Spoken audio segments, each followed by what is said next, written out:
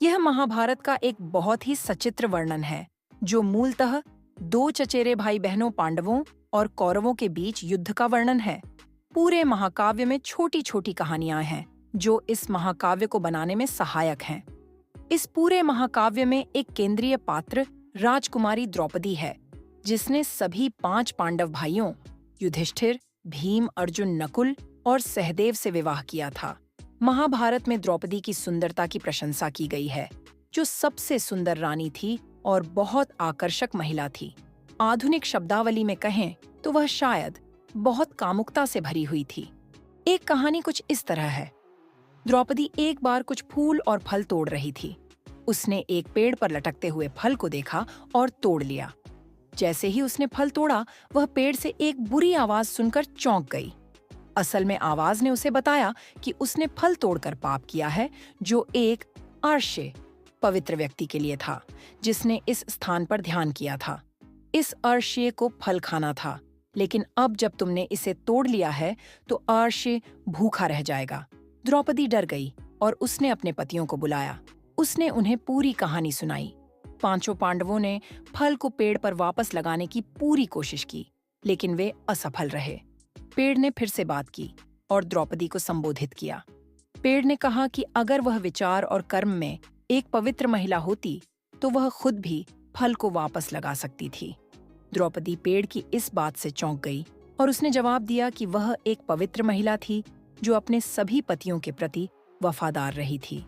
उसने कहा कि वह केवल भगवान कृष्ण का सम्मान करती है, जो उसके लिए भाई की तरह थे। उसने कहा कि उसके विचारों में कोई अन्य पुरुष नहीं था। कुछ देर की चुप्पी के बाद पेड़ फिर से बोला और कहा कि वह झूठ बोल रही थी, क्योंकि उसके विचारों में कोई अन्य पुरुष प्रवेश कर गया था। स्तब्ध द्रौपदी ने सोचा और फिर एक अनोखी स्वीकारोक्ति की। उसने उत्तर दिया कि हाँ, वह इस बात से दुखी थी कि कर्ण को स्वयंवर के दौरान अपमानित किया गया और बाहर निकाल दिया गया। वह उसकी प्रशंसा करती थी और यदि वह जीत जाता तो वह खुशी खुशी उसकी पत्नी बन जाती। उसने यह भी कहा कि तब उसे सार्वजनिक रूप से निर्वस्त्र नहीं किया जाता, वेश्या नहीं कहा जाता और उसकी साड़ी उतारकर अपमानित नहीं किया जाता। द्रौपदी ने यह स्वीकारोक्ति अपने पतियों की उपस्थिति में की।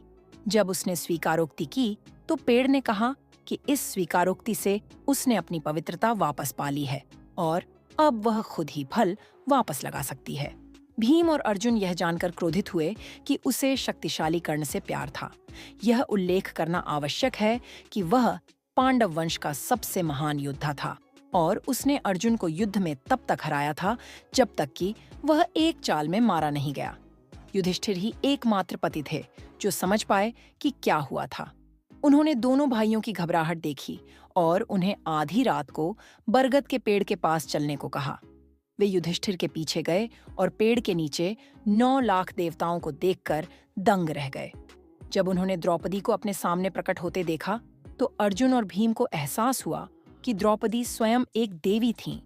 पूरी कहानी मन को उत्तेजित करती है और व्यक्ति को एहसास होता है कि महाभारत महान ज्ञान का भंडार है।